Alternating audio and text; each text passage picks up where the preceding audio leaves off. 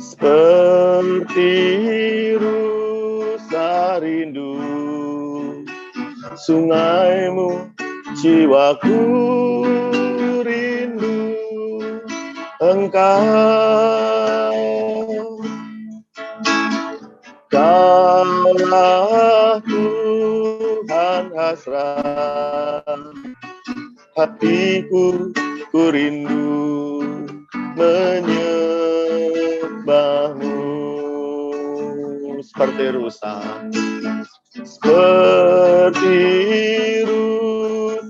rindu sungaimu, jiwaku rindu Engkau. Kaulah Tuhan hasrat hatiku, ku rindu menyembahmu. Engkau kekuatan, Kaulah kekuatan dan perisaiku, kepadamu rohku berserah.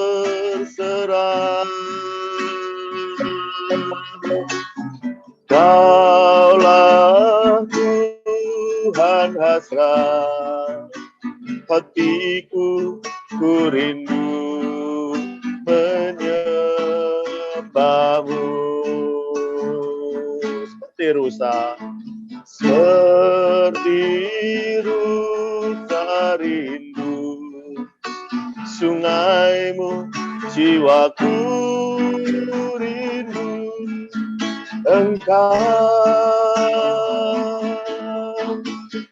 Kaulah Tuhan hasrat hatiku, ku rindu menyembahmu.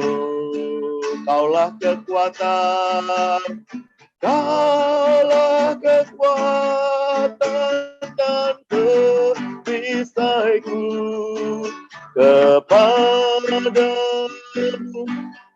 rohku berserah.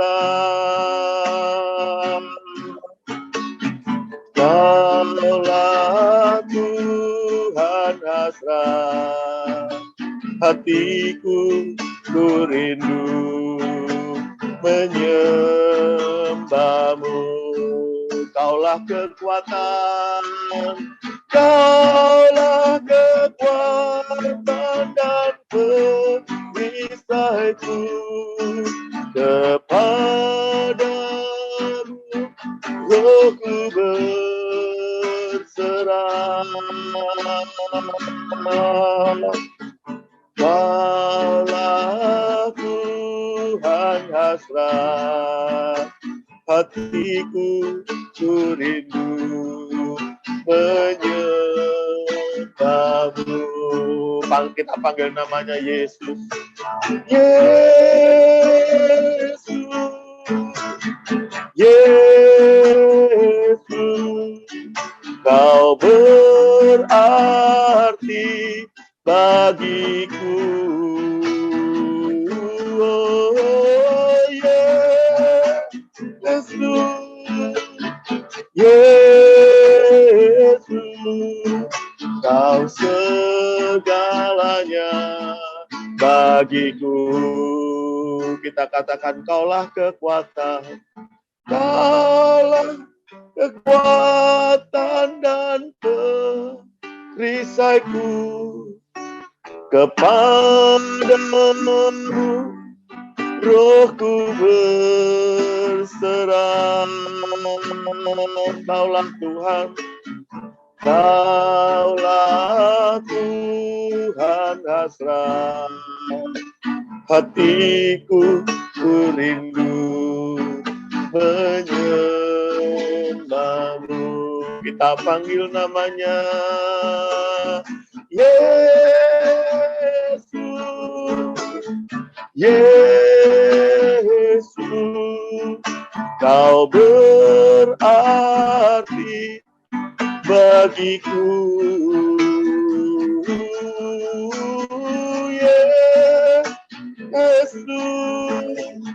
Yesus, Kau segalanya bagiku. Kita panggil namanya Yesus. Yesus, Yesus, Kau berarti bagiku. Oh, Yesus, Yesus, Kau segalanya bagiku. Kau segalanya, Kau segalanya bagiku. Katakan Kau segalanya, Kau segalanya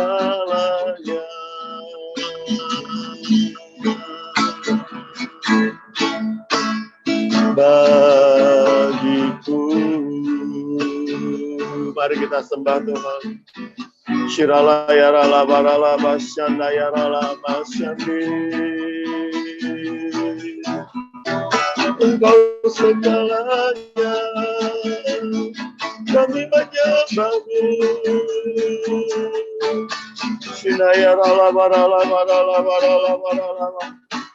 Terima kasih Bapa, terima kasih.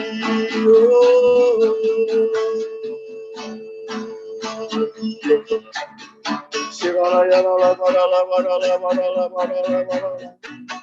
Shirala barala barala barala barala. Shinayarala bo. Haleluya.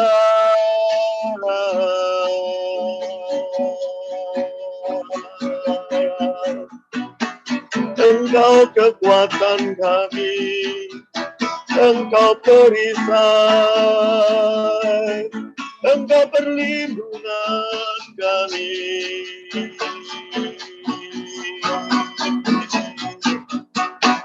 Terima kasih, hati kami haus, hati kami rindu.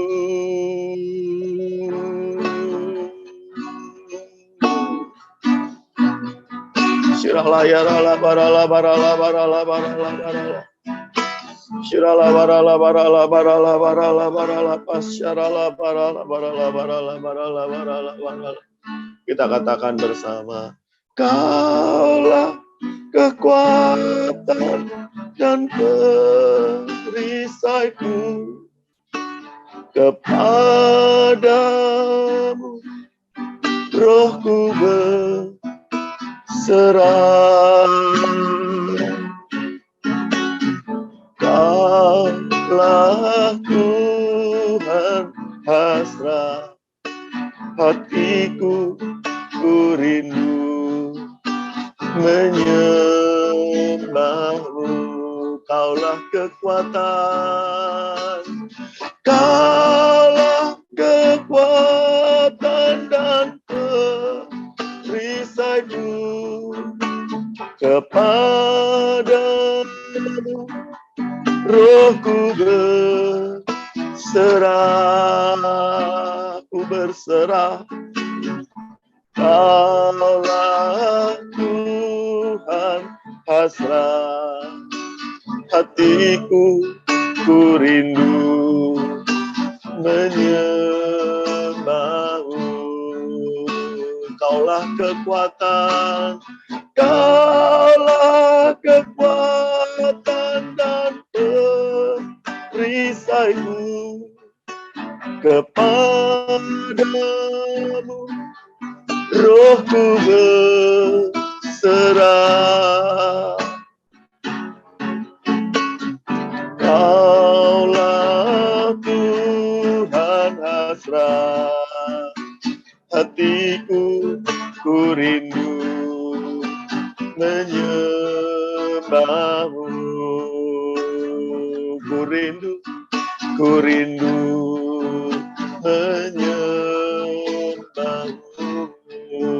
Sungguh ku rindu menyembahmu.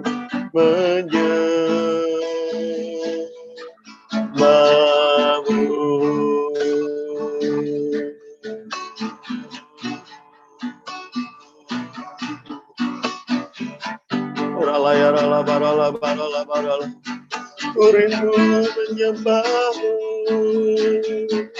Engkau kekuatan kami.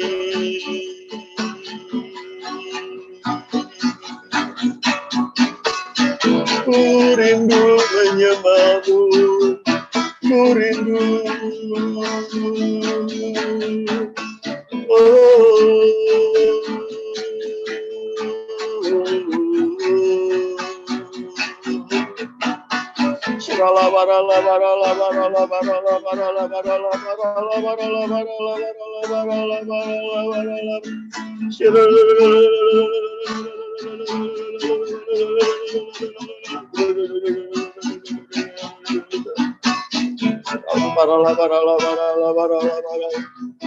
Engkau segalanya dalam hidupku.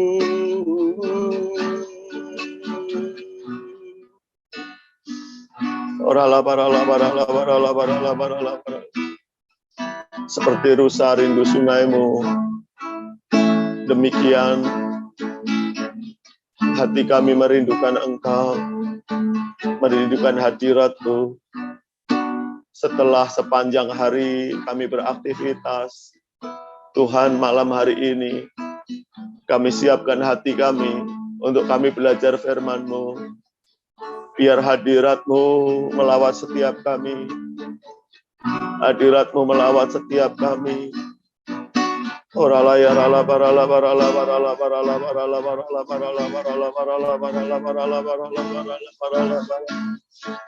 Kami rindu hadirat-Mu, Engkau segalanya, Engkau segalanya.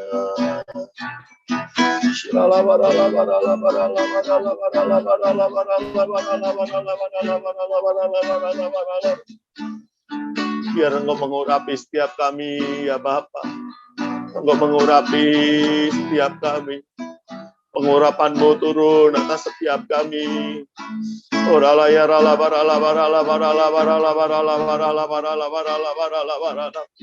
Biar telinga kami mendengar, hati kami mengerti, ya Tuhan. Sehingga kami bukan hanya belajar, tapi kami boleh menjadi pelaku-pelaku firman-Mu dalam kehidupan ini. Terima kasih Tuhan, terima kasih. Terima kasih, terima kasih. Terima kasih Engkau urapi Tuhan, hamba-Mu, Pastor Capit Sang yang sebentar akan mengajar kami. Taruh hikmat marifat-Mu, singkapkan yang tersembunyi. Terima kasih Tuhan, terima kasih. Terima kasih. Saya persilahkan Lause untuk berdoa.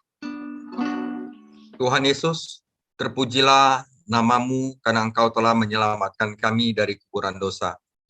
Tuhan Yesus, hari ini hamba-Mu akan menyingkapkan suatu kebenaran yang di dalam perjanjian lama Engkau sembunyikan dari manusia maupun malaikat. Tetapi Engkau bukakan pada saat Tuhan Yesus Kristus mati di kayu salib oleh Roh-Mu. Tuhan Yesus, kebenaran ini hanya dapat diterima dengan kerendahan hati Tuhan Yesus. Karena itu hari ini lunakkanlah hati kami agar kami dapat menerima kebenaran ini. Karena kebenaran ini merupakan kebenaran yang paling dilencengkan oleh seluruh umat manusia, bahkan oleh pemimpin-pemimpin agama pada saat-saat ini dan pada saat sejarah gereja Tuhan Yesus. Terpujilah nama-Mu, jauhkanlah kami dari percobaan, lepaskanlah kami daripada yang jahat, karena Engkaulah yang punya kerajaan, kuasa, dan kemuliaan sampai selama-lamanya. Amin. Saudara, hari ini topik saya adalah misteri Kristus dan gereja. Efesus 3 ayat 1-13. Kita sudah sampai Efesus 3, saudara-saudara. Saya mulai langsung, saudara. Jadi berulang kali dalam surat ini, di dalam surat Efesus ini, Paulus mengingatkan para pembacanya bahwa dia saat menulis surat ini, dia adalah seorang tahanan. Dan di bagian akhir dia menyebutkan dirinya duta besar yang dipenjarakan. Tidak diragukan lagi, saudara, jemaatnya di Efesus pasti akan bertanya, mengapa Paulus menjadi tawanan di Roma? Mengapa guru kami adalah seorang kriminal? Mengapa guru kami kok masuk penjara? Mengapa Tuhan mengizinkan hal seperti itu? Dalam paragraf ini, Paulus menjelaskan situasinya mengapa dia itu harus ditahan, dan dengan melakukan itu, dia juga menjelaskan salah satu kebenaran yang paling besar dalam surat ini, yaitu misteri gereja, saudara. Dalam perjanjian baru, misteri bukanlah sesuatu yang menakutkan atau tidak dapat dipahami, melainkan suatu kebenaran yang disembunyikan oleh Tuhan di masa lalu, yaitu perjanjian lama, dan sekarang diungkapkan kepada mereka yang ada di dalam keluarganya doang. Misteri adalah rahasia suci yang tidak diketahui oleh orang-orang yang tidak percaya, tetapi harus dipahami dan dihargai oleh umat Allah. Saudara, Paulus menjelaskan misterinya, yaitu orang percaya yang bukan Yahudi, yaitu kita semua, sekarang dipersatukan dengan orang percaya Yahudi di dalam satu tubuh, yaitu gereja. Dia telah menyebutkan pekerjaan Tuhan yang baru ini, yaitu pekerjaan Tuhan yang mendamaikan antara orang Yahudi dan orang bukan Yahudi, dan juga mendamaikan orang Yahudi dan bukan Yahudi dengan Allah. Jadi para pembacanya sudah familiar dengan konsepnya. Tetapi sekarang Paulus menjelaskan dampak, yaitu dampak yang luar biasa dari misteri gereja ini yang telah begitu menguasai hidup Paulus dan pelayanan Paulus sendiri. Jadi misteri gereja ini dampak terhadap Paulusnya itu luar biasa hebat sekali. Dia harus ditahan, dia harus bagaimana gitu. Penggunaannya atas kata tahanan dan bukan orang Yahudi membawa ke penjelasan penting tentang misteri gereja. Dan dalam penjelasan ini, Paulus menunjukkan kepada kita bahwa misteri ini penting, berdampak besar bagi 4 kelompok orang berbeda. Yaitu berdampak bagi Paulus, orang bukan Yahudi, bahkan berdampak untuk para malaikat, dan sekarang adalah orang Kristen saat ini, yaitu kita semua.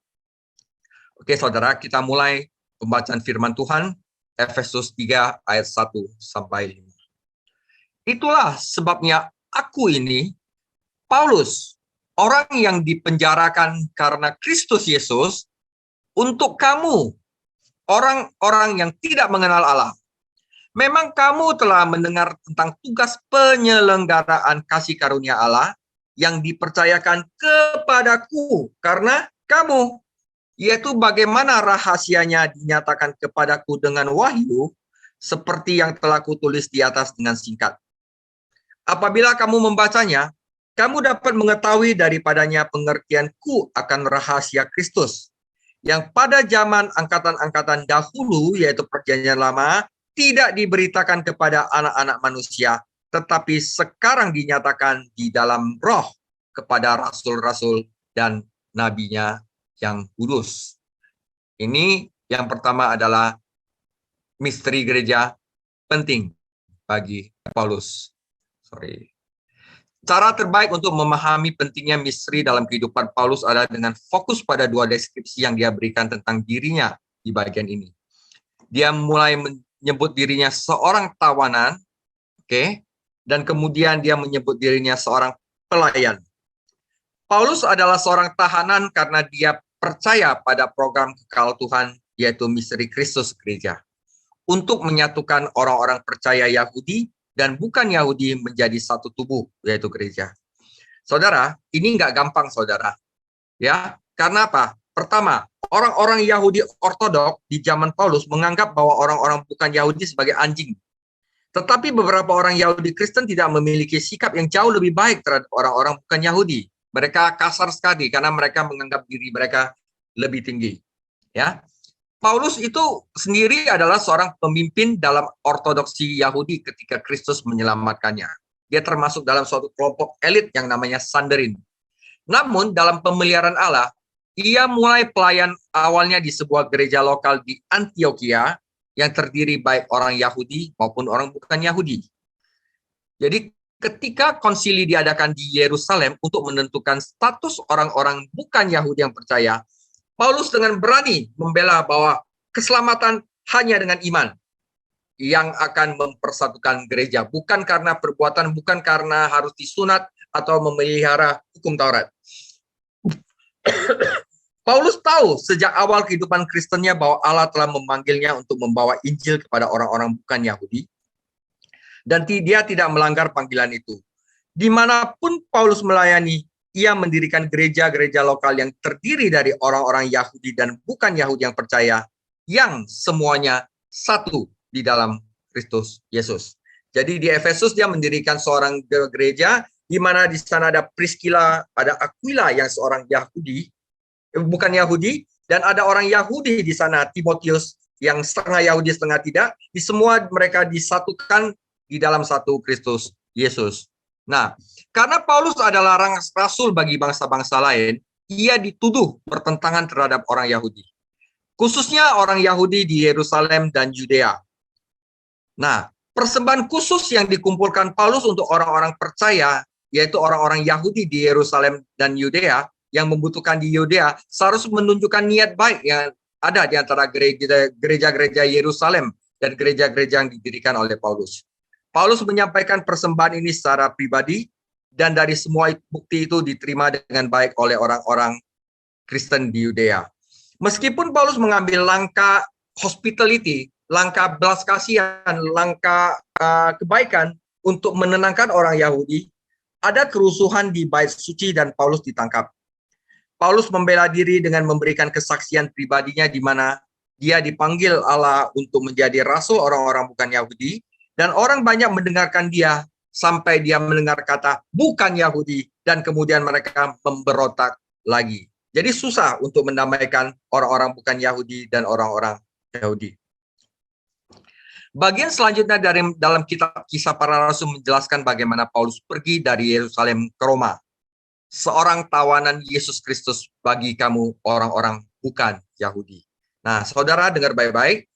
Seandainya Paulus kompromi pesannya dan takut akan manusia egois orang-orang Yahudi, mungkin dia dibebaskan. Ya sudahlah, engkau orang Yahudi, ya udah kalian disunat aja. Dan kita orang Yahudi, oke lah, daripada ribut kita, ya kamu disunat aja lah, udah ikutin hukum Taurat. Kalau lakukan itu, Paulus mungkin bebas dia. Tetapi Paulus bukan hanya tahanan sebagai misteri, tetapi dia seorang pelayan, seorang duta besar. Nggak mungkin dia mengkompromikan dia punya pesan, saudara. Allah memberikan tugas penyelenggaraan agar ia dapat pergi ke orang-orang bukan Yahudi, tidak hanya dengan kabar baik tentang keselamatan melalui Kristus, tetapi juga dengan pesan bahwa orang-orang Yahudi dan orang bukan Yahudi sekarang ada satu di dalam Kristus. Kata penyelenggaraan ini berasal dari dua kata Yunani, yaitu oikos yang berarti rumah dan nomos yang berarti hukum. Berarti hukum rumah. Kata oikos nomos, ekonomi, kata ekonomi kita berasal dari kata ini, oikos nomos. Dalam bahasa Inggris berasal dari bahasa Yunani oikonomia. Hukum rumah atau pengurusan penata layanan atau manajemen. Nah, Tuhan memiliki cara berbeda dalam mengelola programnya dari zaman ke zaman, dan para pelajar Alkitab mengatakan bahwa tugas penyelenggaraan yang berbeda ini terkadang menyebut penata layanan. Prinsip-prinsip Tuhan tidak berubah, tetapi metodenya dalam berurusan dengan umat manusia memang berubah sepanjang sejarah. Allah menjadikan Paulus sebagai penata layanan misteri gereja ini dengan tanggung jawab untuk membagikan kepada orang-orang bukan Yahudi. Tidaklah cukup hanya untuk memenangkan mereka bagi Kristus dan membentuk mereka menjadi majelis-majelis lokal. Dia juga harus mengajari mereka posisi mereka yang luar biasa di dalam Kristus sebagai anggota tubuh yang setara dengan orang Yahudi, berbagi kasih karunia Allah secara setara dengan orang-orang Yahudi. Jadi saudara-saudara sekalian, kita harus tahu kita bukan level lebih rendah dari orang Yahudi. Kita setara dengan orang Yahudi sekarang, saudara.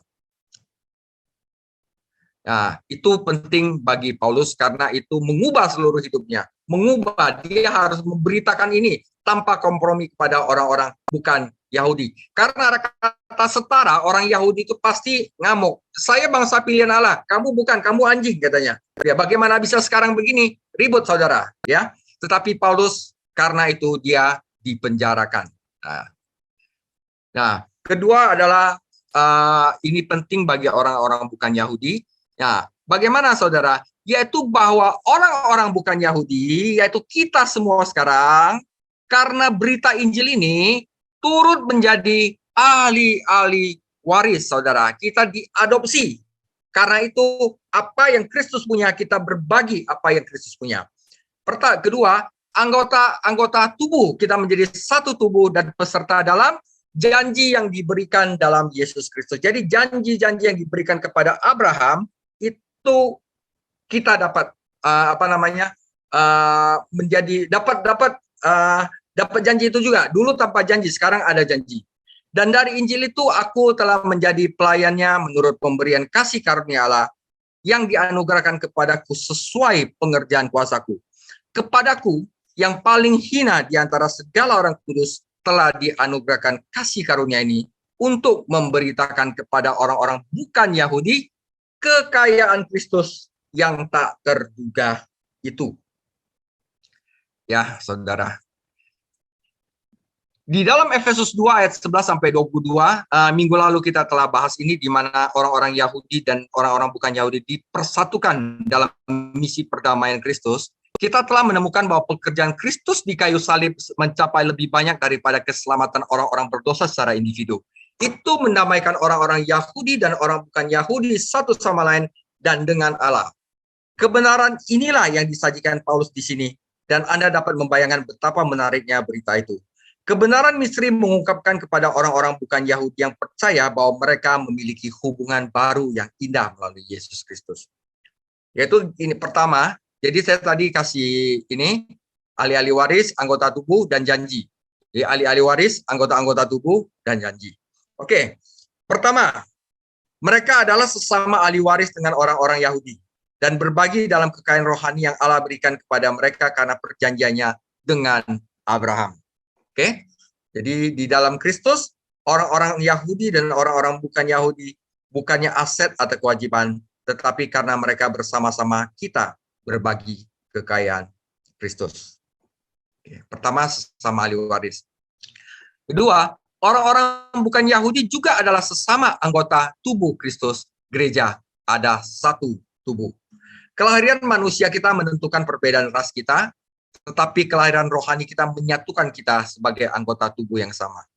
Kristus adalah kepala dari tubuh, dan setiap anggota individu ambil bagian dalam pelayanan mereka.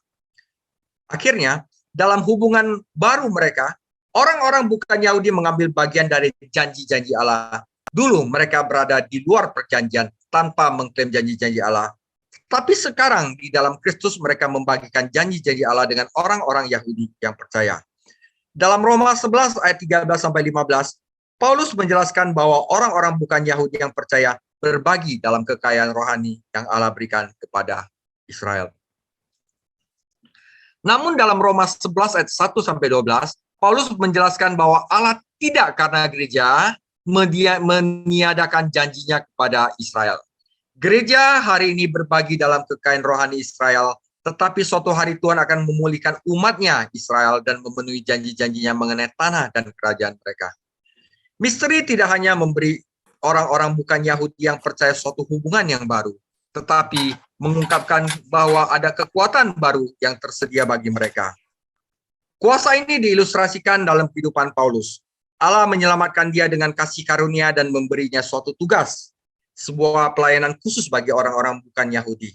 Tetapi Tuhan juga memberikan Paulus kekuatan untuk menyelesaikan pelayanan ini. Kata bekerja di sini adalah energia, dari mana kita mendapatkan kata energi. Dan kata kekuatan adalah dunamis, yang memberikan kita kata-kata dinamis atau dinamit. Jadi kalau Tuhan memberikan suatu tugas kepada kita, pasti Dia memberikan suatu kekuatan bagi kita untuk menyelesaikannya. Ya. Paulus telah memberitahu kita tentang kuasa yang dahsyat ini di dalam Efesus 1 ayat 19 sampai 23, dan dia menyebutkan lagi dalam Efesus 3 ayat 20 dan Efesus 4 ayat 16. Kuasa kebangkitan Kristus yang perkasa yang tersedia bagi kita untuk kehidupan dan pelayanan sehari-hari, akhirnya kekayaan baru ini tersedia bagi bangsa lain. Jadi kita mempunyai kuasa ini, saudara-saudara. Yaitu kekayaan Kristus yang tak terduga. Paulus menyebut mereka kekayaan yang luar biasa, tetapi di sini menggambarkan mereka sebagai yang tak terduga. Kata-kata itu juga dapat diterjemahkan tidak dapat dilacak, yang berarti bahwa mereka sangat luas sehingga Anda tidak dapat menemukan akhirnya, tidak ada habisnya, saudara. Beberapa teolog menyarankan bahwa tak terlacak mungkin membawa gagasan bahwa misteri ini tidak dapat dilacak di dalam perjanjian lama karena disembunyikan oleh Allah. Apakah kekayaan ini tersedia bagi kita sekarang, orang gereja? Apakah kekayaan ini tersedia bagi GBI Tanah Abang? Ya, saudara. Faktanya Paulus menjelaskan bahwa dia sendiri tidak memiliki klaim khusus atas kekayaan Allah karena dia menganggapnya dirinya yang paling hina di antara semua orang kudus, saudara. Kalau Paulus menganggap dia yang paling hina di antara semua orang kudus dan dia sendiri dapat kekayaan ini, apalagi kita, saudara. Nama Paulus berarti kecil dalam bahasa Latin, dan Paulus mungkin memakai nama ini karena dia menyadari betapa tidak berartinya dia sebenarnya. Dia menyebut dirinya yang paling hina di antara para rasul, dan setidaknya dia adalah seorang rasul yang lebih dari yang bisa kita klaim. Dia tidak hanya menyebut dirinya yang paling hina di antara semua orang kudus, tetapi dia menyebut dirinya kepala dari seluruh orang berdosa, karena dia menganiaya jemaat Allah. Memahami kebenaran yang dalam dari firman Tuhan tidak membuat seorang menjadi besar kepala. Itu akan memberinya suatu hati yang hancur dan menyesal, memberikan kerendahan hati, saudara-saudara. Nah, itu penting bagi orang-orang bukan Yahudi. Dan yang ketiga adalah misteri gereja itu penting bagi malaikat. Dan untuk menyatakan apa isi tugas penyelenggaraan rahasia yang telah secara berabad-abad tersembunyi dalam Allah yang menciptakan segala sesuatu, supaya sekarang oleh jemaat diberitahukan berbagai ragam hikmat Allah kepada pemerintah-pemerintah dan penguasa-penguasa di surga. Malaikat pun tidak tahu, saudara-saudara. Ya, misteri gereja penting bagi malaikat. Mungkin pada titik ini Anda bertanya pada diri sendiri, mengapa Tuhan menyembunyikan rahasianya tentang gereja selama berabad-abad? Tentu saja perjanjian lama dengan jelas menyatakan bahwa Allah akan menyelamatkan orang-orang bukan Yahudi melalui Israel. Tetapi tidak disebutkan dimanapun dalam perjanjian lama bahwa baik orang Yahudi maupun orang bukan Yahudi akan membentuk suatu ciptaan baru, yaitu gereja, yaitu tubuh Kristus. Misteri inilah yang diungkapkan Roh kepada Paulus dan para pemimpin lainnya di gereja mula-mula, dan itu sangat sulit diterima oleh orang-orang Yahudi. Paulus memberitahu kita bahwa pemerintah dan penguasa juga terlibat dalam rahasia besar ini. Tuhan sedang mendidik para malaikat melalui gereja. Yang dimaksud dengan pemerintah dan penguasa adalah makhluk malaikat yang diciptakan oleh Allah, baik yang baik maupun yang jahat. Saudara, malaikat adalah makhluk yang diciptakan dan tidak maha tahu. Faktanya Petrus menunjukkan selama periode perjanjian lama, para malaikat ingin tahu tentang rencana keselamatan Allah yang sedang dikerjakan di bumi. Tentu saja para malaikat bersuka cita pertobatan seorang pendosa yang terhilang, dan Paulus mengatakan bahwa para malaikat mengawasi kegiatan pertemuan gereja. Sehingga kita gereja akan dijadikan tontonan bagi dunia dan bagi para malaikat, tulis Paulus. Lalu apa yang dipelajari para malaikat dari gereja? Yaitu kebijaksanaan Allah yang beraneka ragam. Tentu saja para malaikat tahu tentang kekuasaan Tuhan seperti yang terlihat pada ciptaannya. Tetapi hikmat Allah yang seperti yang terlihat dalam ciptaan barunya, yaitu gereja, adalah sesuatu yang baru bagi mereka. 1 Korintus 1 ayat 22-24. Orang-orang Yahudi menghendaki tanda, dan orang-orang Yahudi Yunani mencari hikmat. Tetapi kami, gereja, memberitakan Kristus yang disalibkan. Yang itu menghendaki tanda ajaib, yang satu mencari hikmat yang luar biasa, tetapi yang kita beritakan adalah Kristus yang mati. Untuk suatu orang Yahudi, suatu batu sandungan. Dan untuk orang-orang bukan Yahudi ada suatu kebodohan. Tetapi untuk mereka yang dipanggil, baik orang Yahudi maupun orang bukan Yahudi, Kristus adalah kekuatan Allah dan hikmat Allah. Orang-orang belum diselamatkan, termasuk para filsuf-filsuf yang bijaksana, melihat rencana keselamatan Allah dan menganggapnya sebagai kebodohan. Tetapi para malaikatnya menyaksikan karya keselamatan Tuhan dan mereka memuji hikmatnya. Ini menunjukkan keindahan dan keragaman hikmat Allah dalam rencana keselamatannya yang besar. Tapi ada segi lain kebenaran ini harus dieksplorasi. Apa yang dipelajari para malaikat jahat dari misteri Tuhan? Yaitu iblis. Bahwa pemimpin mereka yaitu setan tidak memiliki kebijaksanaan sama sekali. Setan mengerti Alkitab, setan mengerti kitab suci perjanjian lama dengan luar biasa, bahwa juru selamat akan datang kapan dia datang, bagaimana dia akan datang, dan sejauh ini di mana dia akan datang. Setan juga mengerti mengapa dia datang sejauh menyangkut penebusan. Tetapi tidak dimanapun di dalam perjanjian lama, setan akan menemukan nubuat apapun tentang gereja, saudara. Misteri orang Yahudi dan orang bukan Yahudi yang bersatu dalam satu tubuh. Setan dapat melihat orang-orang Yahudi yang tidak percaya menolak Mesias mereka, dan dia dapat melihat orang-orang bukan Yahudi mempercayai Mesias, tetapi dia tidak dapat melihat orang-orang Yahudi yang percaya dan orang-orang bukan Yahudi bersatu dalam satu tubuh, duduk bersama Kristus di surga, dan sepenuhnya menang atas setan, menang atas dirinya sendiri. 1 Korintus 2 ayat 7. Tetapi yang kami beritakan adalah hikmat Allah yang tersembunyi dan rahasia yang sebelum dunia dijadikan, telah disediakan Allah bagi kemuliaan kita. Tidak ada malaikat-malaikat dunia, malaikat-malaikat jahat di dunia yang mengenalnya. Sebab kalau sekiranya mereka mengenalnya, mereka tidak akan menyalibkan Tuhan Yesus yang mulia. Dia tidak tahu itu kekuatan, dia kira itu adalah kebodohan. Karena itu dia menyalibkan Tuhan Yesus yang mulia. Tuhan menyembunyikan rencana besar ini sejak awal dunia diciptakan, tapi sekarang dia ingin rahasia itu diketahui oleh gerejanya, oleh kita semua. Dia ingin rahasia itu diketahui. Dan inilah mengapa dia menjadikan Paulus sebagai pelayanan dari kebenaran agung ini. Efesus 3 ayat 9 seharusnya berbunyi, dan untuk membuat semua orang melihat apa yang dimaksud dengan penata layanan rahasia ini. Semua orang percaya harus menjadi pelayan setia dari kebenaran besar ini. Misteri ini yang sangat penting bagi Paulus, juga bagi orang Yahudi, dan bagi para malaikat. Sekarang itu semuanya ada di tangan kita, saudara. Dan yang terakhir, saudara, adalah misteri gereja ini sangat penting bagi gereja saat ini, bagi GBI Tanah Abang.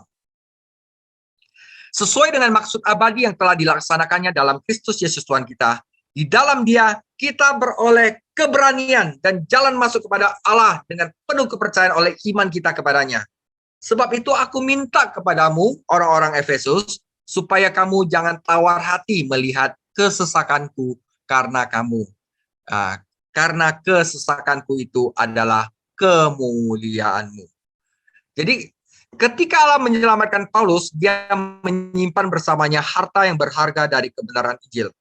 Paulus sebaliknya menyerahkan kebenaran ini kepada orang lain, yaitu Timotius. Menasihati mereka untuk menyerahkan kebenaran kepada orang-orang setia yang akan menjaga mereka dan membagikannya. Hai Timotius, peliharalah apa yang telah dipercayakan kepadamu, yaitu rahasia Injil ini, saudara. Di akhir hidupnya Paulus berkata, aku telah memelihara iman. Ya, selama berhari-hari selama hari-hari para rasul itu, kebenaran Injil dan rahasia ini dijaga. Ya, berarti dari turun menurun ini kita harus memberitakan bahwa keselamatan ini hanya melalui iman kepada Yesus Kristus dan diberitakan dan diturunkan kepada orang-orang setia. Saudara, tetapi studi tentang sejarah gereja mengungkapkan bahwa satu demi satu banyak dari kebenaran dasar firman Allah hilang selama abad-abad berikutnya. Istilahnya apa? Para guru telah menyelewengkan kebenaran dasar firman Allah. Tetapi Allah memiliki umat yang setia, tapi minoritas sepanjang waktu, saudara. Tetapi banyak kebenaran agung firman terkubur di bawah teologi, tradisi, peraturan, dan ritual buatan mereka. Kemudian Roh Tuhan mulai membukakan mata hamba-hamba Tuhan, dan kebenaran-kebenaran besar ini dibukakan kembali, saudara. Hanya sedikit para guru yang memperjuangkan pembenaran oleh iman saja. Banyak yang melenceng sekarang, saudara. Ya, banyak sekarang guru-guru itu mulai mengajarkan bahwa keselamatan hanya bukan hanya dengan iman, tetapi harus dengan perbuatan. Udah banyak sekali, saudara. Tetapi kita di sini harus tetap melestarikan suatu ajaran kebenaran yang agung, yaitu bahwa pembenaran hanya oleh iman, saudara. Banyak pemimpin rohani lainnya telah menemukan kembali pribadi dan karya Roh Kudus. Kebenaran mulia tentang kembalinya Yesus Kristus dan sukacita dari kehidupan Kristen yang berkemenangan. Dalam beberapa tahun terakhir, kebenaran misteri kembali menggetarkan hati umat Allah. Kita bersukacita bahwa kita adalah semua satu di dalam Kristus Yesus. Misteri gereja adalah rahasia milik Tuhan. Itu adalah kunci apa yang dijanjikan di dalam Perjanjian Lama. Apa yang Kristus lakukan dalam Injil, dan apa yang gereja mula-mula lakukan dalam kitab Kisah Para Rasul, apa yang Paulus dan penulis lainnya ajarkan dalam surat-surat Paulus, dan apa yang Tuhan lakukan seperti ini yang akan tercatat dalam kitab Wahyu. Jadi misteri gereja itu adalah di seluruh Alkitab, saudara. Program Allah hari ini bukanlah kekepalan Israel, tetapi kepemimpinan Kristus atas gerejanya. Kita hari ini berada di bawah penata layanan yang berbeda dari Musa dan kitab para nabi. Kita harus berhati-hati untuk tidak bingung dengan apa yang telah diklarifikasikan oleh Allah. Alasan mengapa banyak gereja lemah dan tidak efektif, karena mereka tidak mengerti apa yang mereka miliki di dalam Kristus. Dan penyebabnya seringkali adalah mereka tidak diajarkan hal penting seperti ini. 2 Timotius 2 ayat 15, usahakanlah supaya engkau layak di hadapan Allah sebagai seorang pekerja yang tidak usah malu, yang berterus terang memberitakan perkataan kebenaran itu. Saudara, karena mereka tidak membagikan firman kebenaran dengan benar, mereka membingungkan umat mereka tentang posisi rohani mereka di dalam Kristus, dan mereka merampas kekayaan rohani orang-orang mereka di dalam Kristus. Kebenaran agung tentang gereja adalah bagian dari tujuan Allah yang kekal di dalam Kristus. Mengabaikan kebenaran ini berarti berdosa terhadap Bapa yang merencanakan, Putra yang menebusnya, dan Roh yang hari ini berusaha bekerja di dalam hidup kita untuk menyelesaikan apa yang telah direncanakan Allah. Saudara, ketika Anda memahami kebenaran ini, itu memberikan Anda keyakinan dan iman yang sangat besar. Ketika Anda tahu apa yang Tuhan lakukan di dunia, dan Anda bekerja dengan Dia, Anda dapat yakin bahwa Dia bekerja di dalam Anda dan untuk Anda. Semua sumber ilahinya tersedia bagi mereka yang dengan tulus ingin melakukan kehendak-Nya dan membantu mencapai tujuannya di bumi. Roh Tuhan secara bertahap mengungkapkan kepada gereja-gereja bahwa Tuhan sedang melakukan hal yang baru. Dia memanggil suatu bangsa untuk namanya, baik dari orang Yahudi maupun bukan Yahudi. Tidak ada perbedaan kebangsaan, ras, politik, fisik, dan sosial di dalam gereja. Tidak ada lagi yang namanya gereja Yahudi. Tidak ada lagi namanya gereja Cina. Tidak ada lagi gereja apa. Tidak ada orang Yahudi. Tidak ada orang Yunani. Tidak ada ikatan. Tidak ada orang yang merdeka. Tidak ada laki-laki maupun perempuan. Karena kamu semua adalah satu di dalam Kristus Yesus. Tetapi pemahaman tentang program Tuhan ini zaman sekarang tidak hanya membuat orang percaya kepada Tuhan. Itu memberinya suatu keberanian dalam situasi kehidupan yang sulit. Penderitaan Paulus bagi bangsa-bangsa lain akan berarti kemuliaan bagi bangsa-bangsa lain. Di dalam Perjanjian Lama, ketika umat Tuhan taat, Tuhan memberkati mereka secara materi, nasional, dan fisik. Ulangan 28, kalau kamu melakukan ini, kamu dapat berkat. Kamu tidak melakukan ini, kamu dapat kutuk. Dan jika mereka tidak taat, dia mencabut berkat-berkat ini. Tetapi ini bukan cara dia berurusan dengan gereja hari ini. Berkat-berkat gereja sekarang bersifat rohani, bukan materi. Semuanya telah diberikan kepada kita sepenuhnya di dalam Kristus. Kita menerimanya dengan iman. Tetapi jika kita tidak mentaati Tuhan, Tuhan tidak akan mencabut berkat-berkat itu. Gereja hanya kehilangan kemampuan untuk menikmati dan memanfaatkannya. Paulus tentu saja adalah orang yang berdedikasi dan dipenuhi oleh Roh. Namun dia menderita sebagai seorang tahanan. Paulus menjelaskan bahwa berkat fisik dan materi tidak selalu dialami oleh orang Kristen yang berdedikasi. Orang-orang tidak memahami misteri Tuhan di gerejanya, mencoba membuat kemajuan rohani dengan peta yang salah. Atau untuk mengubah gambar, mereka mencoba membangunnya dengan cetak biru yang salah. Gereja-gereja Tuhan di bumi ini, yaitu jemaat lokal, tidak seharusnya menjadi gereja budaya non-Yahudi atau gereja budaya Yahudi yang menekankan pada moralitas dan legalisme. Gereja Tuhan tidak boleh dibelenggu oleh budaya, filsafat dunia, peraturan manusia, kelas, dan perbedaan lainnya. Gereja adalah entitas spiritual yang harus tunduk pada kekepalaan Yesus Kristus dalam kuasa Roh Kudus. Saudara, kita sudah masuk dalam refleksi. Saya dapat ini supaya kita dapat mengerti lagi apa itu gereja, saudara. Refleksi gereja dalam Kidung Agung 8. Kidung Agung 8 ayat 6. Taruhlah aku seperti meterai dalam hatimu, seperti meterai pada lenganmu, karena cinta kuat seperti maut. Kegairahan gigih seperti dunia orang mati, nyalanya adalah nyala api Tuhan. Saudara, mempelai wanita, yaitu gereja, harus sangat terkesan, harus wah, gemetar, dan takjub. Apa yang telah dilakukan mempelai pria, yaitu Kristus, dengan memberinya suatu kehidupan baru, dengan mempersatukannya. Gereja harus bereaksi terhadap ini dengan keinginannya untuk tempel terus seperti meterai kepada Kristus, untuk melekat padanya seperti meterai, yaitu ketika kita terkesan dengan semua apa yang dilakukan dalam Kristus, dalam kasih-Nya di kayu salib. Kemudian kita ingin mengalami kasih-Nya lebih dalam lagi, dan lebih kaya lagi, dan lebih panjang lagi. Efesus 3:18, aku berdoa supaya kamu bersama-sama dengan segala orang kudus dapat memahami betapa lebarnya, betapa panjangnya, betapa tingginya, dan betapa dalamnya kasih Kristus. Gereja harusnya seperti ini, saudara. Gereja akan mengatakan kepada Kristus bahwa kita akan menjadi seperti meterai di hatimu. Kita tahu bahwa Kristus telah memeteraikan kita dengan Roh Kudus. Kita harus menjadi meterai di dalam hati Kristus juga, ya. Kita tahu bahwa kita terikat dengannya. Roh Kudus adalah meterai karena kita dimeteraikan dengan Dia. Inilah cara kita mengetahui kepemilikannya atas hidup kita. Melalui Roh kita terhubung dengan Kristus. Ini adalah koneksi yang tidak dapat dipisahkan. Roh adalah meterainya dan mengatakan bahwa kita adalah miliknya selamanya. Kepastian ini tidak akan pernah berubah. Ya, ini artinya bahwa Yesus ada di dalam kita dan kita juga nempel di dalam Kristus. Ungkapan cinta dibandingkan dengan nyala api Tuhan, ini adalah cinta yang menghabiskan seluruhnya.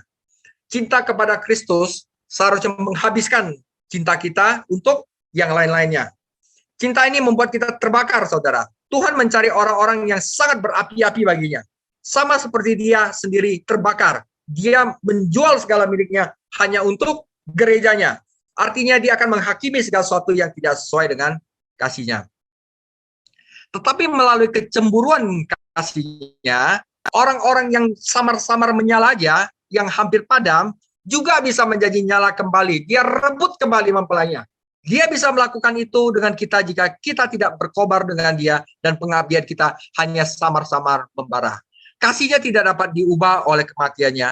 Dia telah membuktikan itu. Kasih-Nya dimeteraikan oleh kemenangannya atas kematian. Itu adalah cinta yang tak terkalahkan. Karena kekuatan terbesar yaitu maut dikalahkan oleh cintanya. Tidak ada yang dapat memisahkan kita dari kasih itu. Bersama kita waktu dan jarak dapat mendinginkan kita. Tetapi dengan Kristus, saudara, tidak sama sekali. Sedikit lagi, Kidung Agung 7 ayat 13.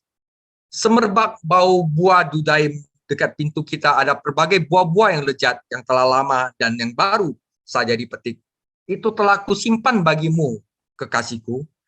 Rahel dalam tayulnya menggunakan dudaim, yaitu apel cinta, dalam hubungan dengan Yakub karena dia pikir dia akan ditebus dari ketidaksuburannya sebagai hasilnya. Tayul ini tidak terjadi dengan kita gereja, saudara, seorang pengantin wanita. Dia menyebut dudaim karena semerbak aromanya. Ini menunjukkan bahwa ada hubungan yang penting antara Yesus Kristus dan gereja dan menyebarkan aroma wangi yang dapat dicium oleh siapapun. Apa yang dinikmati di gereja terdiri dari buah-buah lama dan baru. Ini tentang pengalaman baru seperti yang diperoleh pengantin wanita dalam salib Kristus baru-baru ini. Ini juga merupakan pengalaman yang diperoleh masa lalu oleh kesetiaan Allah. Saudara, 2 slide lagi. Saudara harus ngerti. Hal kerajaan Matius 13:44. Hal kerajaan surga itu seumpama harta yang terpendam di ladang, yang ditemukan orang lalu dipendamkan lagi. Oleh sebab sukacitanya, pergilah ia menjual seluruh miliknya, lalu membeli ladang itu. Orang-orang selalu menerjemahkan ini kalau kita menemukan Kristus, wah kita melepaskan segalanya dan hanya mencari Kristus. Itu salah, saudara. Manusia itu tidak dapat mencari Allah, hanya Allah yang mencari manusia. Nah, di sini harta yang terpendam itu adalah Israel, saudara. Jadi Kristus ada Israel, tapi Israel itu dipendamkan lagi, ya, karena mereka tidak akan berbuah. Dan dia membeli dunia, yaitu ladang, ya, untuk menebusnya. Demikian pula hal kerajaan surga itu seperti seorang pedagang yang mencari mutiara yang indah. Setelah ditemukan mutiara yang sangat berharga, ia pun pergi menjual seluruh miliknya lalu membeli mutiara itu. Nah, mutiara ini adalah gereja, saudara. Pertama adalah Israel, harta yang terpendam, yang masih dipendam oleh Allah. Yang kedua adalah mutiara. Kenapa mutiara? Mutiara adalah suatu perhiasan yang tidak dapat diukir, saudara. Diamond itu bisa dipotong-potong, emerald, jamrud bisa dibentuk, tetapi mutiara itu tidak dapat dibentuk. Mutiara itu hanya dapat dihasilkan melalui penderitaan, saudara. Jadi di dalam mulut kerang itu, bagaimana pembentukan mutiara itu, diperoleh dari penderitaan dari kerang itu. Dan ketiga, mutiara itu tidak ada bulat, itu menandakan suatu unity, saudara, suatu unity. Nah, dalam keadaan ini, Tuhan Yesus itu seperti seorang pedagang yang mendapatkan mutiara, dan setelah ditemukan gereja, dia pergi menjual seluruh miliknya, lalu membeli mutiara itu. Demikian pula hal kerajaan surga seumpama pukat yang dilabuhkan di laut, lalu mengumpulkan berbagai jenis ikan. Setelah pukat itu diseret orang ke pantai, lalu duduklah mereka dan mengumpulkan ikan yang baik dalam pasu dan ikan yang tidak baik, dan mereka buang. Setelah gereja, Tuhan Yesus menyuruh gereja untuk mengabarkan Injil. Siapa yang percaya kepada Yesus, mengaku dalam mulutnya dan percaya dalam hatinya bahwa Yesus Tuhan, akan diselamatkan. Dan setelah mereka mengabarkan Injil itu seperti seorang nelayan yang menyebarkan pukatnya ke laut, dan ada ikan yang baik dan ikan yang tidak baik. Ikan yang baik adalah orang yang percaya kepada Kristus yang diselamatkan, dan ikan-ikan yang tidak baik itu akan mereka buang. Dan itu semuanya Israel, gereja dan orang-orang percaya akan kebenaran ini, semuanya akan menjadi satu di dalam kerajaan Allah. Maka berkatalah Yesus kepada mereka, karena setiap ahli Taurat yang menerima perjalanan hal kerajaan surga, seumpama tuan rumah yang mengeluarkan harta yang baru dan yang lama dari pembendarahannya. Saudara penutup, pengalaman baru berhubungan erat dengan pengalaman lama yang diperoleh oleh nenek moyang Israel dan hidup mereka bersama Tuhan. Melalui kebenaran baru yang kita alami, kebenaran-kebenaran lama yang kita ketahui dengan baik, itu tidak terbuang, saudara, tetapi memperoleh makna sejatinya dan bersinar melalui pengalaman baru yang kita, atau penalan firman yang lebih dalam. Kita melihat makna itu dan bersinar karena kita menemukan dia di dalam firman-Nya. Saudara, Allah punya misteri, tetapi Allah tidak ingin itu menjadi misteri lagi. Jika Anda memahami kekayaan kita dalam Kristus, dan posisi Anda yang luar biasa di dalam Kristus, yaitu bahwa Anda dibangkitkan dari kuburan menjadi ketata, dan perdamaian yang minggu lalu kita bahas, yang Kristus beli di kayu salib. Karena itu, saudara, hiduplah sesuai dengannya, dan bagikan berkat itu kepada orang lain. Misteri ini berdampak besar bagi Paulus, bagi orang bukan Yahudi, dan bagi para malaikat, dan itu seharusnya penting bagi Anda dan saya pada hari ini. Saudara, demikian firman Tuhan. Minggu depan kita akan selesaikan Efesus 3, yaitu doa Paulus kedua untuk jemaat di Efesus, yaitu tentang pemberdayaan. Ya, demikian firman Allah. Tuhan Yesus memberkati. Haleluya, haleluya. Kita beri kemuliaan untuk Tuhan. Haleluya. Terima kasih Pastor David Chang yang sudah mengajar kita semua malam hari ini. Baiklah rekan-rekan, apakah ada yang mau bertanya? Saya persilahkan. Langsung buka mic-nya aja, langsung boleh bertanya. Hari ini kita belajar tentang misteri gereja. Ya. Hari ini kita belajar tentang misteri gereja. Apa nih hari ini? Misteri Kristus dan gereja. Wah, ya. Misteri Kristus dan gereja. Jadi kita bersyukur kalau kita diselamatkan. Ya, kalau tadi apa yang saya simak adalah kita diselamatkan. Kalau kita buka di dalam Efesus pasal yang ketiga, hari ini kita pelajari. Efesus adalah tulisan daripada Rabi Paul, ya, Rabi Paulus. Tuhan Yesus juga Rabi juga. Terus zamannya Paulus, ya, zamannya Tuhan Yesus, ada rabi yang sangat terkenal, yaitu Rabi Gamaliel. Dan saya nggak ngerti waktu itu Tuhan Yesus belajar di mana, tetapi Tuhan Yesus itu belajar, saudara, ya, sehingga dia dapat predikat seorang rabi, ya, mempunyai hak untuk mengajar. Kemudian kita juga malam hari ini belajar dari Rabi Paul, Dan yang luar biasa daripada Rabi Paul, mungkin semuanya bilang Rabi Paulus ya itu seorang yang hebat, tetapi di sini dia berkata, aku adalah orang rasul ya, rasul yang paling hina dari semuanya.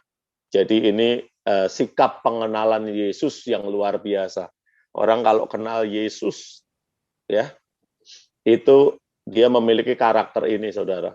Dia hebat, tetapi dia punya kerendahan hati yang luar biasa gitu ya. Rasul Paulus dia mengatakan bahwa gini, kepadaku gitu ya, kepadaku rasul yang paling hina, aku ini siapa gitu ya. Dibanding yang lain itu lebih hebat-hebat, aku ini siapa? Tetapi Tuhan mempercayakan kepadaku untuk memberitakan Injil kepada bangsa-bangsa lain ya. Ini luar biasa. Jadi memberitakan Injil kepada bangsa-bangsa lain bagi Rasul Paulus adalah satu kehormatan dari Tuhan yang luar biasa. Ya, kalau kita belajar dari Rasul Paulus malam hari ini kita ini kan buah pemberitaan dari Rasul Paulus, walaupun nggak langsung, tetapi kita percaya Yesus, bangsa-bangsa yang kalau saya boleh bilang gini, goyim, ya bukan orang Yahudi, dari bangsa-bangsa lain. Jadi bahasa singkatnya kita itu siapa sih? Kita itu goyim, ya bangsa umat Allah, tetapi di luar orang Yahudi, gitu. Nah, kita ini goyim, bisa diselamatkan. Itu karena buah pemberitaan daripada Rasul Paulus. Dan Rasul Paulus waktu memberitakan kepada goyim, kepada orang-orang dari bangsa lain, non-Yahudi, itu bagi Rasul Paulus adalah sebuah kehormatan. Ya, kehormatan. Nah, mungkin bagi rasul-rasul yang lain, mungkin Rasul Petrus gitu ya, Rasul Yakobus gitu ya, mungkin mereka lebih senang, saudara, memberitakan Injil di antara orang Yahudi. Bahkan mereka rebutan gitu ya. Saya di daerah Israel aja gitu ya. Saya di daerah Yehuda saja. Saya di daerah mana lagi itu ya kan, daerah Kaisaria saja ya. Saya di daerah Bethlehem saja. Saya nggak mau keluar dari bangsa Israel, dari pulau situ. Kenapa? Jauh, capek, nggak mudah, tantangannya banyak. Tetapi bagi Rasul Paulus, dia dengan semangat dia begini, aku ini siapa? Dapat kehormatan dari Tuhan untuk membawa Injil, membawa Injil. Injil itu apa? Injil itu kuasa ya. Injil itu kasih karunia Allah gitu ya. Yang luar biasa ini aku yang dipercayakan bahwa untuk disampaikan kepada bangsa-bangsa lain. Jadi kita juga harusnya memiliki hati yang sama, saudara. Jadi kita juga harusnya gini, kehormatan bagi kita hari ini kalau kita bisa memberitakan Injil kepada orang-orang di sekitar kita. Kehormatan. Jadi jangan gini, males, nggak mau, nggak bisa. Beritain aja sebisanya. Ya, nggak mesti pakai bahasa yang canggih, nggak usah. Sebisanya, sengertinya. Justru orang-orang yang sederhana itu yang dipakai Tuhan luar biasa. Asal dia memahami ini, bahwa satu kehormatan yang besar kalau kita itu bisa memberitakan berita kasih karunia Tuhan kepada orang-orang di sekitar kita. Ya, jadi kalau kita pelayanan hari ini di gereja ya, kita bayangkan pelayanan di gereja gitu ya. Kira-kira kalau di gereja itu pelayanan yang paling wah apa sih? Menurut Tante Pocu apa? Pelayanan yang di gereja yang paling keren nih gitu apa? Kita diskusi. Meh, pelayanan yang paling keren di gereja apa, Meh? Setelah tahu kebenaran semuanya keren, Pak Min. Oh, enggak. Oke ya. Celina deh kalau gitu, Celina. Sama, semuanya bagus, keren semua. Oh iya nih, keren semuanya. Oke, mungkin ada ya rekan-rekan yang punya pendapat berbeda gitu. Jadi kalau kita gini ya, dari sudut pandang jemaat, seumpama saya jemaat baru bertobat gitu ya, saya dulu itu ngelihat gini, WL itu keren. Widih, apalagi WL-nya yang pakai kalung tuh ya kan, mantap. Pakai kalung MCI. Iya betul. Kena lagi deh, kena lagi deh. Jadi wah gitu ya, WL itu keren. Terus apalagi singer itu keren. Ya, kemudian main musik itu keren. Oke ya. Oke, itu pelayanan. Oke, kemudian yang kira-kira nggak keren apa sih? Kalau jemaat baru gitu, kita jemaat baru nih ke gereja gitu. Nah ini Linda nih, Linda kan belum melayani nih, masih jemaat, tahu nih. Kira-kira yang nggak keren, nggak pelayanan apa sih di gereja yang dihindari banyak orang gitu ya. Kadang kalau aser pun ditugasin ngelakuin itu juga sambil berurai air mata gitu ya. Aku ditugasin ini. Mentang-mentang aku yang paling hina di antara semua pengerja gitu ya. Mungkin ada yang seperti itu gitu. Mungkin ada. Kan Rasul Paulus juga sampai ngomong gitu kan. Aku yang paling hina gitu ya. Tetapi aku dapat kehormatan. Kadang ada pengerja yang mungkin gini, kalau dulu ya, mungkin ada pengerja yang ditugasinya gini. Waktu di Karsa dulu ya. Kalau kita di hotel nggak main sih. Kalau dulu di Karsa Pemuda itu kalau ada jemaat turun dari mobil, dipayungin dong. Nah itu membawa payung, mayungin jemaat gitu, itu aduh nggak keren ya. Mosok pelayanannya apa? Mayungin jemaat, itu kalau mertua dengar juga malu kali. Ngapain lo ya? Pelayanan apa? Mayungin jemaat gitu ya. Waduh gitu. Mungkin itu asernya waktu itu juga terpaksa gitu ya kan. Mentang-mentang aku yang paling hina ya kan, disuruh pelayanan mayungin jemaat gitu kan. Ini pengerja mungkin datang naik motor yang dipayungin, pulang turun dari Alphard, turun dari Mercy, turun dari Ferrari. Itu kan kayaknya bisa seperti itu kan pikiran orang yang baru bertobat. Tetapi sebenarnya kan nggak seperti itu. Justru dulu di Karsa Pemuda, orang yang mayungin jemaat, itu saudara tahu nggak? Yang mayungin jemaat kalau masuk gereja siapa? Waktu zaman Pak Niko di Karsa Pemuda. Saya ingat loh saudara. Waktu itu saya masih remaja dan saya gaul sama orang sana, dan itu jadi seru ya, ngomongin ini gitu. Yang mayungin jemaat waktu itu kan turun dari mobil nih. Nah, ada yang jauh dari tempatnya, dari tempat kebaktian, jadi kehujanan. Nah, aser salah satu aser gitu ya. Itu yang mayungin jemaat, yang jemput jemaat untuk masuk, itu salah satunya adalah Pak Samadikun Hartono. Saudara tahu Pak Samadikun Hartono? Itu yang punya Fuji. Jadi luar biasa ya, yang punya Fuji Film, saudara. Yang punya Fuji Film, itu pelayanannya di Karsa Pemuda, itu mayungin jemaat yang turun dari mobil kehujanan. Mungkin yang datang itu naik Espas, naik Carry gitu ya. Pak Samadikun datang bawa Mercy gitu. Tetapi dia yang jemput gitu. Nah, jadi kalau saya ajarin di sini, apa tanda? Jadi kepala, jadi ekor. Iya, tapi waktu itu Pak Samadikun udah kaya ya, udah kaya. Tapi mau gitu. Dia rendah hati. Ya, rendah hati. Jadi dia memang mau melayani Tuhan. Nah, saya cuman gini kan, kalau kita implementasikan ini di Tanah Abang, kira-kira Bapak Ibu Saudara semua nanti kalau ditugasin di pelayanan di Tanah Abang, cari aja pelayanan yang orang lain itu nggak mau lakuin. Contohnya jadi aser di parkir B2. Wah, masa saya di B2 nggak kelihatan dong, gitu ya. Saya sampai ya kalau ada itu emang nggak mau, saudara terima aja, karena itu sebenarnya yang paling mulia. Waktu orang nggak lihat, Tuhan itu lihat. Nah ini yang kadang kita ya, pelayan-pelayan Tuhan suka kilaf.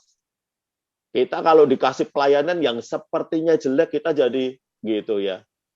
Loro atiku ke loro-loro, gitu ya, ngambek. Kasih makan nggak mau makan, disapa nggak ikut mau ngomong. Padahal maksudnya kita nggak begitu. Maksud kita ya kita melayani. Cuma kadang gitu ya. Yang nugasin itu kadang pilih-pilih memang ya kan. Kalau yang keren taruhnya di dalam gereja. Yang lecek dikit bajunya taruh di parkiran gitu ya. Ya itu kan dosanya. Yang Ya. penting, Itu amin. Yang dosanya. penting kan kita melayani Tuhan.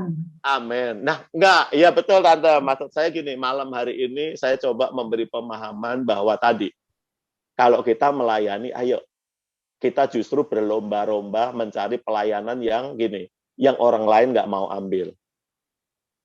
Yang seakan-akan nggak kelihatan manusia. Ambil pelayanan itu. Gitu. Hari ini saya kasih bocorannya.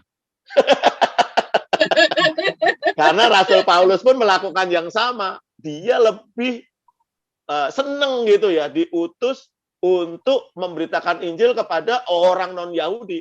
Bagi orang Yahudi ini sesuatu yang gini loh, saudara. Sesuatu yang cemen. Ya, Yahudi dong. Beritain Injil kepada orang Yahudi. Ya, satu orang Yahudi itu sama dengan satu paus. Kamu 1000 orang non-Yahudi mah masih satu tikus, katanya. Kecil itu mah, nilainya nggak ada nilainya. Tapi Rasul Paulus lihat, satu penghargaan yang Tuhan berikan kepada saya. Kalau saya boleh memberitakan kasih karunia Allah kepada orang-orang yang di luar Yahudi. Ini sesuatu yang tadi. Dalam paradigma sekarang, dalam paradigma yang baru sekarang adalah gini. Melakukan pelayanan yang orang lain nggak mau sentuh. Orang lain nggak mau lakukan. Ya, jadi rekan-rekan semuanya yang nangkep ini nanti boleh telepon saya, Pak, kira-kira ada pelayanan yang nggak mau dilakukan apa sih? Salah satunya memberitakan Injil. Yang kedua adalah ngerawat orang-orang yang kurang se-on di tempatnya Pak Sony. Jadi saya mengajak ibu-ibu di sini, kalau masih punya kekuatan, tenaga, Pak, tenaga saya nggak habis-habis, saya susah tidur. Oke, bantuin sana Pak Sony, mandiin, manula. Mandiin 3 orang, pasti pulangnya bisa tidur pules. Atau pelayanan di hari Minggu. Ya, cari pelayanan yang gini, kamu di atas aja, saya di bawah. Mengutamakan yang lain. Ya, mengutamakan yang lain. Jangan, oh enggak, saya di dalam aja, ada AC, di luar nggak ada AC. Kalau sekarang gini, aduh di luar banyak orang batuk, satpamnya pada batuk, saya di dalam aja. Jangan-jangan Omikron. Jadi saya biar nggak kena Omikron, biar kamu yang kena Omikron. Kayaknya nggak begitu. Bahkan Rasul Paulus rela di penjara. Artinya apa? Rela menderita. Rela gini, biar saya yang menderita. Wah, ini luar biasa. Rela menderita. Jadi kalau hari ini kita dengar, gitu ya, kita jadi orang Kristen, kita boleh belajar Injil, karena apa? Sudah ada orang yang berkorban untuk kita. Harusnya saatnya sekarang kita berkorban untuk orang-orang di sekitar kita. Ya, kenapa sih saudara? Kenapa sih kita melayani Zoom? Ya, kemudian ada onset. Kenapa ada ibadah onset? Arti onset saudara tahu? Artinya gini, ada orang-orang yang mempertaruhkan kesehatannya supaya saudara-saudara kita yang di rumah bisa beribadah. Jadi tanpa orang yang mau berkorban, itu nggak ada orang yang diberkati di rumah. Karena ada orang-orang yang mempertaruhkan, dia berkorban, maka ada jemaat yang dilayani di rumah. Mereka bisa ikut ibadah. Mereka bisa mendengar firman Tuhan. Mereka bisa menyembah. Jadi sikap mau berkorban, mengorbankan diri, hari-hari ini udah langka. Tetapi di kelas ini nggak langka. Semua kita siap mengorbankan diri untuk kemuliaan Tuhan. Haleluya ya. Jadi yang belum pelayanan, ayo mulai cari-cari waktu, cari-cari kesempatan untuk melayani. Ya, Pak David, ayo setiap hari Minggu turun melayani, bantu GPI Tanah Abang, memanajemenin pengerja. Haleluya. Siapa lagi? Yang hari Minggu belum keringetan, ayo cari keringat setiap hari Minggu. Pulang dari gereja itu harus capek gitu. Karena kita melayani Tuhan. Jangan pulang dari gereja, wah badan saya lebih enak, jadi sehat nih ya kan. Wah, kenapa pelayanannya apa? Iya tadi di tempat dingin, duduk-duduk, terus pulang makan, ngopi, seger pulang. Harusnya kita habis melayani nggak seger, tapi capek. Normalnya begitu. Ya saya rasa tambahan saya itu aja. Kalau rekan-rekan ada yang mau bertanya, saya persilahkan. Saya pikir itu ringkasan saya dari selama tadi Pak David mengajar. Saya coba, ringkasannya seperti apa tentang pengorbanan Rasul Paulus, kesediaan Rasul Paulus memberitakan Injil, kasih karunia Tuhan kepada orang-orang yang di luar orang Yahudi. Haleluya. Saya persilahkan, kalau nggak ada kita tutup ya.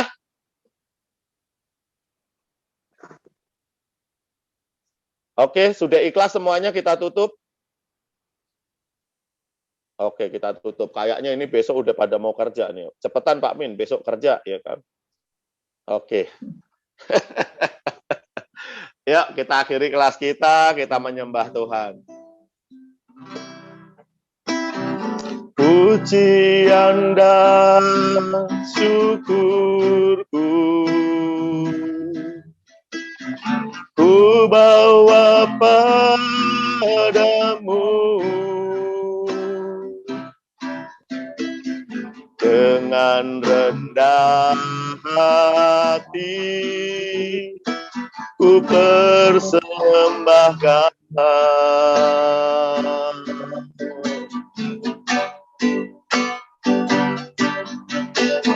sadar bila ku ada hanya karena anugerah, bukan karena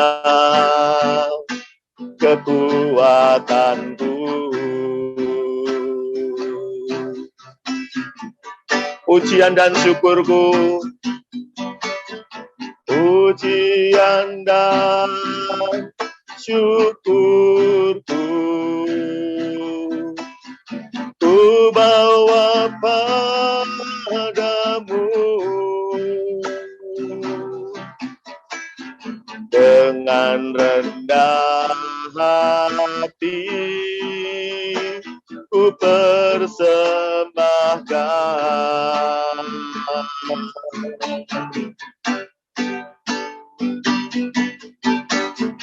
sadar bila ku ada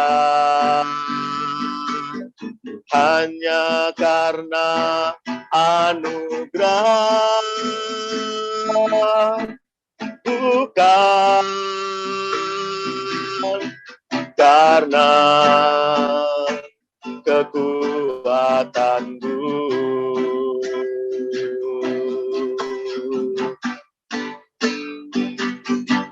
Bukan hidupku adalah penyembahan. Kau ciptakanku dalam kemuliaan-Mu.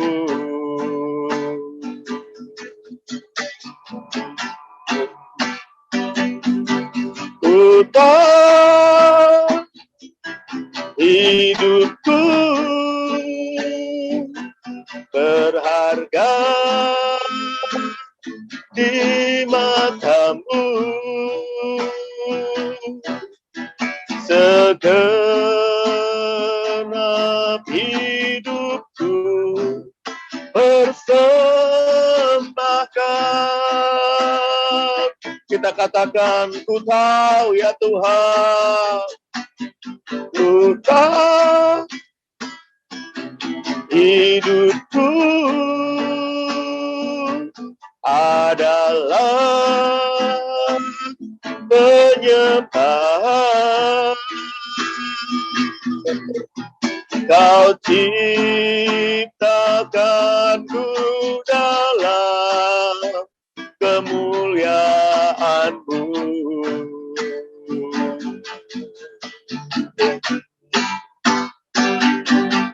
Ku tahu hidupku berharga di matamu. Segenap hidupku persembahkan,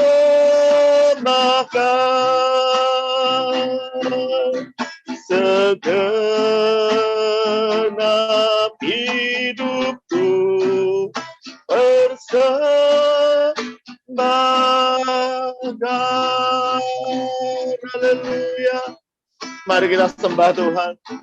Siralaya ralama, sandaya ralama, ralama. Ku tahu hidupku adalah penyembahan, hidupku darimu, hidupku bagimu, hidupku untukmu, untuk menyembahmu. Siralaya ralapa, sandaya ralama, ralapa, siralama, ralama, ralama, ralama, ralama, ralama, ralama. Shina ralama, ralama, ralama, ralama. Uralaya ralapa, sandaya ralama, sandi. Haleluya.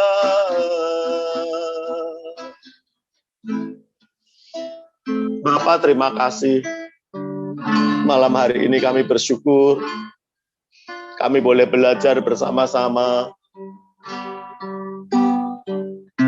tentang kasih karunia yang menyelamatkan kami. Kami bersyukur untuk bapak-bapak gereja. Kami bersyukur untuk martir-martir, untuk orang-orang percaya yang mereka menyerahkan hidupnya untuk memberitakan berita keselamatan, kasih karunia Allah yang menyelamatkan semua orang. Sehingga hari ini kami boleh diselamatkan. Hari ini kami boleh hidup dalam kasih karunia-Mu. Terima kasih Tuhan, terima kasih, terima kasih, terima kasih. Biar khususnya malam hari ini kami meneladani Rasul Paulus yang meninggalkan kesenangannya, meninggalkan jabatannya, meninggalkan kedudukannya yang tinggi untuk memberitakan Injil. Terima kasih Tuhan, terima kasih. Biar kami boleh meneladani bahwa kekristenan bukan menikmati kenyamanan. Kekristenan adalah estafet, di mana kami juga harus berkorban. Kami harus memberitakan kasih karunia yang kami terima kepada orang-orang di sekitar kami. Terima kasih Tuhan, terima kasih. Terima kasih. Terima kasih buat Injil keselamatan. Terima kasih buat kasih karunia Tuhan. Terima kasih, terima kasih. Kami bersyukur. Kami telah diselamatkan. Kami menjadi anak-anak Allah. Orang yang berhak memiliki kehidupan yang kekal. Orang yang berhak menikmati janji-janji Allah selama kami ada hidup di dunia ini. Terima kasih Tuhan, terima kasih. Lawat setiap kami malam hari ini. Lawat setiap kami. Lawat, lawat, lawat, lawat. Ora pasyara lawat. Tuhan Yesus mengasihi kami. Tuhan Yesus mengasihi kami. Tuhan Yesus mengasihi kami. Oh, ralaya rala barala barala barala barala barala barala barala. Shiralaya rala barala barala barala barala. Shiralaya rala barala barala barala barala barala barala barala.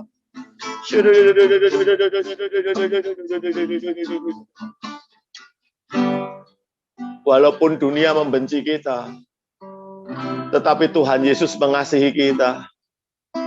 Meskipun manusia menolak kita, tetapi Tuhan selalu menerima kita. Terima kasih buat kasih-Nya yang besar. Terima kasih Bapa, terima kasih. Terima kasih, terima kasih. Engkau menerima kami apa adanya. Terima kasih Tuhan, Engkau angkat kami menjadi anak-anak-Mu. Engkau memahkotai kami ya Tuhan.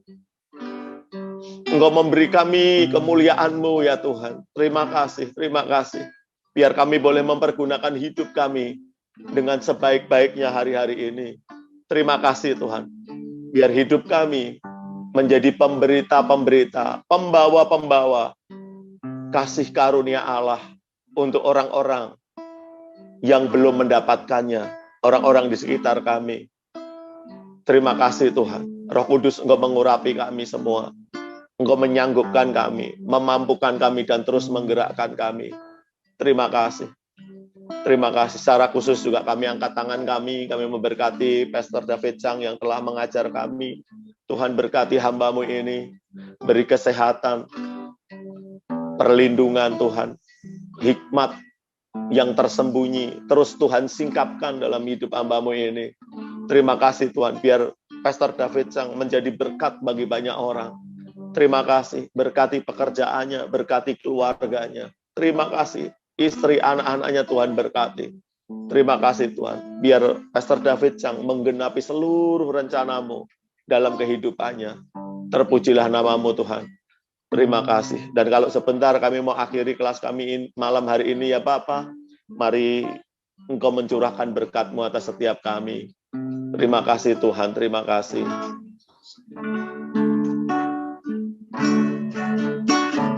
Aku percaya berkat-Mu atasku melimpah, kebajikan kemurahan selalu mengikutiku. Ku puji, ku sembah Kau Tuhan. Kita katakan kebajikan, kebajikan, kemurahan selalu mengikutiku. Ku puji, ku sembah Kau Yesus. Haleluya. Terima kasih Tuhan, terima kasih. Haleluya. Mari Bapak Ibu Saudara angkat kedua tanganmu di hadapan Tuhan. Kekasih-kekasih Kristus, kita akhiri kelas kita hari ini. Terimalah berkat yang berlimpah-limpah. Kemenangan demi kemenangan dari Allah Bapa kita di surga. Anugerah yang sempurna di dalam anaknya Tuhan Yesus Kristus. Serta persekutuan yang erat dari Roh Kudus menyertai-Mu dari saat ini sampai Maranatha. Mari kita semua yang dikasihi dan diberkati oleh Tuhan Yesus Kristus, kita katakan amin. Tuhan Yesus memberkati. Selamat malam.